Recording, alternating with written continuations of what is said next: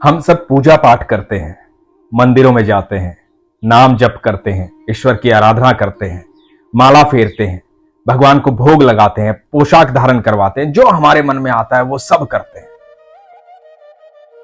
लेकिन जो आज मैं आपको बताने जा रहा हूं, आप में से कितने लोग ऐसी प्रार्थना करते हैं वो मुझे जरूर बताइएगा। ध्यान से सुनिएगा यह प्रसंग। हरे कृष्ण दोस्तों, मैं हूं अनुज शर्मा। बच्चे कहीं से सीख कर नहीं आते, बच्चे वही सीखते हैं जो हम करते हैं। तो ऐसा ही एक परिवार था, भक्ति में वातावरण था। एक बच्चा था, वो रोज देखता था कि उसके दादाजी रोज ईश्वर की आराधना करते हैं, पूजा पाठ करते हैं, भगवान से बातें करते हैं। उसकी बड़ी इच्छा होती थी कि मैं भी पूजा पाठ करूं, ऐसे ही जैसे दादाजी अगरबत्ती लगाते हैं वैसे अगरबत्ती लगाऊं, ऐसे ही जैसे दादाजी पूजा पाठ करते हैं वैसे ही पूजा पाठ करूं, मैं भी भगवान से बातें करूं। लेकिन यह मौका बच्चे को मिल नहीं पाता था, क्योंकि पूजा पाठ तो दादाजी करते थे। एक दिन दादाजी किसी कारण से घर से बाहर गए हुए थे, पूजा का समय हो गया था। तो बच्चे को लगा कि आज तो दादाजी है नहीं, तो आज पूजा मैं कर लेता हूं, क्योंकि भगवान इंतजार कर रहे होंगे। तो विधि विधान के साथ जैसे दादाजी करते थे, बच्चा वैसे ही पूजा करने लगा, आरती करने लगा। जब आरती हो गई, इतने में दादाजी आ गए और दादाजी ने देखा कि घर में घंटी की आवाज आ रही है, पूजा कौन कर रहा। तो दीवार के पीछे से छुपकर देखते हैं कि बच्चा भगवान के सामने खड़ा है और प्रार्थना कर रहा है। और कैसी प्रार्थना कर रहा है। दादाजी रोज भगवान से कुछ ना कुछ बात करते थे, तो बच्चा भी भगवान से बात करने लगा। बच्चे ने कहा कि हे ईश्वर, मेरे दादाजी को स्वस्थ रखना, मेरी दादी के घुटनों में दर्द रहता है, उन्हें बिल्कुल ठीक रखना। वो ऐसे चलती फिरती रहती हैं, मुझे कहानियां सुनाती हैं, दादाजी मुझे कहानियां सुनाते हैं, मुझे बड़ा अच्छा लगता है।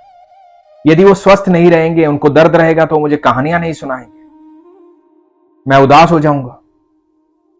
और दादी मुझे छुप छुप कर चॉकलेट देती है, वो ठीक नहीं रहेंगे तो चॉकलेट कैसे देंगे। मेरे दोस्तों को भी बिल्कुल ठीक रखना भगवान, क्योंकि मेरे दोस्त बिल्कुल ठीक रहेंगे, खुश रहेंगे, तभी मेरे साथ खेल पाएंगे। यदि वो दुखी रहेंगे तो मेरे साथ खेलेंगे कैसे। वो पढ़ाई ढंग से नहीं करेंगे तो उनके मम्मी पापा गुस्सा होंगे, और जब मम्मी पापा गुस्सा होंगे तो घर से निकलने ही नहीं देंगे, और जब घर से नहीं निकलेंगे तो मेरे साथ कैसे खेलेंगे। मैं तो अपना पढ़ाई का पूरा काम भगवान समय से कर लेता हूं। उन सबको भी बुद्धि देना कि वो अच्छे से पढ़ाई करें, उनके मम्मी पापा खुश रहें और हम सब मिलकर खेलें। और भगवान मेरे मम्मी पापा को भी बिल्कुल ठीक रखना। मेरे पापा बहुत मेहनत करते हैं, सुबह घर से चले जाते हैं और रात को आते हैं, बहुत मेहनत करके पैसे कमाते हैं। घर का सारा राशन, सारे खर्चे पापा ही तो पूरे करते हैं। वो स्वस्थ रहेंगे, खुश रहेंगे, तभी तो पूरा परिवार खुश रहेगा। और मेरी मम्मी को तो जरूर खुश रखना। पता है मम्मी कितना सारा काम करती है, दादा दादी की सेवा करती है, आपके लिए भोग तैयार करती है, पूरे परिवार के काम करती है। मेरी मम्मी सारा दिन लगी रहती है, सबको गरम गरम खाना देती है, खुद सबसे बाद में ठंडा खाना खाती है। मेरी मम्मी हम सब का ध्यान रखती है, तो मेरे मम्मी पापा का आप ध्यान रखना। और हां, एक बात और भगवान, इस बात को बड़े ध्यान से सुनना, आप अपना ध्यान जरूर रखना, क्योंकि आप अपना ध्यान नहीं रखोगे, आप ठीक नहीं रहोगे, आप स्वस्थ नहीं रहोगे, आप खुश नहीं रहोगे, तो कोई भी खुश नहीं रहेगा। क्योंकि सबसे ज्यादा काम तो आप करते हो ना भगवान। सारी दुनिया को भोजन देते हो, सबकी व्यवस्थाएं करते हो, सबसे प्रेम करते हो, सबको खुश रखते हो, और सारी दुनिया के लोग आकर के तो आपसे मांगते रहते हैं। सारा दिन आप खड़े खड़े सबकी बात सुनते हो, सबकी इच्छाएं पूरी करते हो। तो आप अपना ध्यान रखना। आप तो कितने थक जाते होगे, लोग तरह तरह की बातें करते हैं। दादाजी भी कभी कभी आपसे पता नहीं कुछ कुछ मांग लेते हैं। मम्मी पापा सब आपके सामने खड़े होते, मैंने तो सबको आपके सामने मांगते ही देखा है। अब देखो ना, मैं भी तो मांग ही रहा था। लेकिन भगवान, इन सब से पहले आप अपना ध्यान रखना, क्योंकि आप जितना काम कोई नहीं करता। समय पर पौधों पर फल उगाते हो, बारिश करते हो, सब पक्षियों को, सब मनुष्यों को, सब जीवों को भोजन देते हो। आप जितना प्यार भी कोई नहीं करता।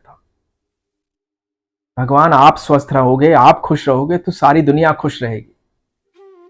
तो सबसे पहले आप अपना ध्यान रखना। दादाजी छुपकर देख रहे थे, आंखों में अश्रु आ गए। जीवन में ऐसी प्रार्थना कभी नहीं की थी जो प्रार्थना ये बच्चा कर रहा था। हम भी ईश्वर के पास रोज जाते हैं, रोज ईश्वर से बातें करते हैं, रोज ईश्वर से अपनी इच्छाएं बताते हैं कि प्रभु ये करना, प्रभु ये करना, प्रभु ऐसे करना, प्रभु वैसे करना, प्रभु ये चाहिए, प्रभु वो चाहिए। हमेशा अपनी इच्छाएं रखते हैं, अपने दुख सारे उनके सामने रखते हैं, उनको दुख सुना कर आते हैं। कितनी बार ऐसा होता है कि हम उन्हें अपने सुख सुना कर आते हैं। कितनी बार ऐसा होता है कि हम उनकी प्रशंसा करते हैं कि जो उन्होंने हमें दिया है वो कोई और दे नहीं सकता। कितना कुछ उन्होंने हमें दिया है। जब अभाव होता है तब हमें पता लगता है कि ये तो हमने कभी सोचा ही नहीं कि ईश्वर ने हमें ऑक्सीजन मुफ्त में दी है। ये तो कभी हमने सोचा ही नहीं कि ईश्वर ने हमें सूरज की रोशनी मुफ्त में दी है। हम तो एक छोटा सा बल्ब लेके आते हैं जो फ्यूज हो जाता है, उसकी भी कीमत चुका कर आते हैं। हम तो छोटी छोटी चीजें खरीदते हैं। कुछ दिनों पहले महामारी आई थी, हम जा जाकर के ऑक्सीजन खरीद रहे थे। ईश्वर ने बिल्कुल मुफ्त दी है, इतनी सुंदर दुनिया दी है। हम कितनी बार उसका धन्यवाद करते हैं, कितनी बार उसकी प्रशंसा करते हैं। लेकिन हम छोटा सा कार्य किसी के लिए कर देते हैं तो हमेशा प्रशंसा चाहते हैं, हमेशा चाहते हैं कि कोई आकर के हमें धन्यवाद करे क्योंकि हमने उसके लिए कार्य किया है। क्या हम ईश्वर का धन्यवाद करते हैं? क्या हम ईश्वर को कभी कहते हैं कि प्रभु आप अपना ध्यान रखिएगा? क्या कभी मंदिर में जाके हम कहते हैं कि प्रभु आप कैसे हैं? आप खुश हैं ना? आप ठीक है ना प्रभु? कितने लोग आपके पास आते हैं, सबकी सुनते हो, आप दुखी तो नहीं हो ना मेरे प्रभु? कभी ऐसी बातें करते हैं? यदि हम ऐसी बातें करते हैं तो हम सच में ईश्वर से प्रेम करते हैं। तो आप भी मुझे बताइए कि कौन कौन ऐसी बातें करता है, कौन कौन ईश्वर से सच्चा प्यार करता है? क्योंकि ईश्वर तो हम सब से प्रेम करते हैं। जब हम विश्वास करते हैं तो ईश्वर हमारी सारी प्रार्थनाएं सुनते हैं। जब हम विश्वास करते हैं तो ईश्वर अपनी अनुभूति हमें करवा देते हैं। ईश्वर बता देते हैं कि मैं तुम्हारे साथ हूं, हर पल तुम्हारे साथ हूं। मैं हमेशा आपसे एक ही बात कहता हूं, अपने विश्वास को मजबूत रखिए, अपना ख्याल रखिए। हरे कृष्ण।